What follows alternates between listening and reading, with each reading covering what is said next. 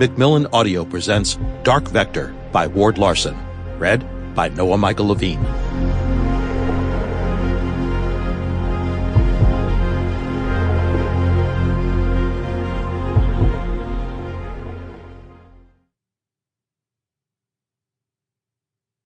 One.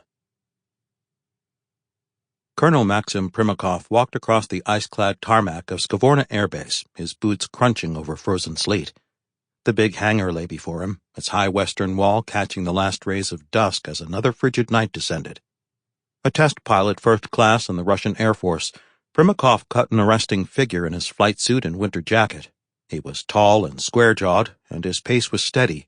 His carriage bordered on arrogant. The close-cropped brown hair was more a habit than a concession to regulation, the sign of a man who had neither the time nor inclination to bother with more. Primakov drew to a stop near the hangar, then turned and surveyed his surroundings. Not for the first time, it struck him that Skavorna looked more like a salvage yard than an airbase. The other airfields where he'd been stationed in recent years invariably flew advanced jets. Most of the ones he saw here had not turned a wheel in years. The skeletons of two IL-76 transports lingered at the fence line, their frames rusting after having been cannibalized for spare parts. A once sleek MiG-29 stood statue-like on two flat tires, access panels on its belly swinging limp in the glacial breeze. Legend had it that the jet had diverted here due to a rough-running engine. A fleet-wide lack of fuel pumps combined with rampant organizational ineptitude had eventually doomed the aircraft to rot. A year ago, Skavorna Air Base had been all but abandoned, an outpost from another era fading to irrelevance.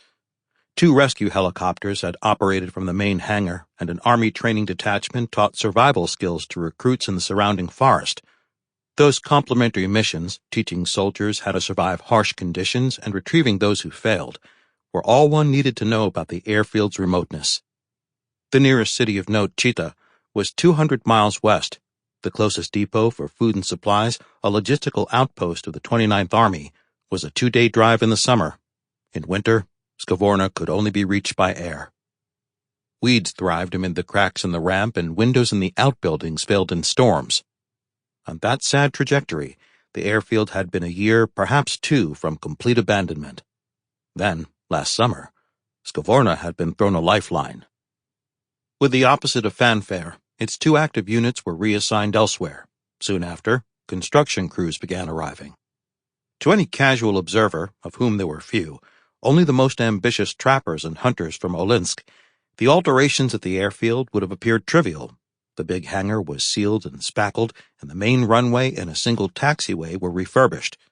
The living facilities were updated, although not enlarged.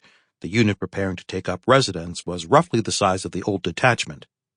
From a distance, and particularly from above, the only direction that mattered, Skavorna would appear little changed. It had been selected for rehabilitation for 2 reasons. First was its remoteness. The second and far subtler attribute was its proximity to the Chinese border. There were now 3 airworthy helicopters on the tarmac, HIP-J models brought in for logistical support. Near the hips was a transiting AN-26 transport that had arrived yesterday with an extensive array of test equipment. The markings on the cargo jet attested that it was Russian Air Force, although the provenance of what it carried, Primakov suspected, was likely from farther south. And then, of course, there was the other aircraft, the one parked in the heated main hangar whose doors were shut tight, the one that was Skavorna Air Base's raison d'etre. Primakov turned back to the hangar, and his pale blue eyes canted downward to study the parking apron. The concrete was dusted lightly with snow, but thankfully there was no ice. Taxiing an airplane here in winter was sometimes closer to ice skating, but thankfully there had been little precipitation in recent days, even if the temperatures held fast to the standards of the Siberian plateau. It was the 2nd week of January, and the program was on schedule, the only setback having been 1 major storm during Christmas. Headquarters was pleased.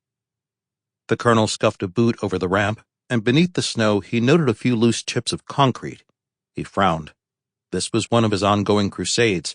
The surface was beginning to disintegrate, damaged by too many brutal winters, yet further repairs would induce delays. Sample complete. Ready to continue?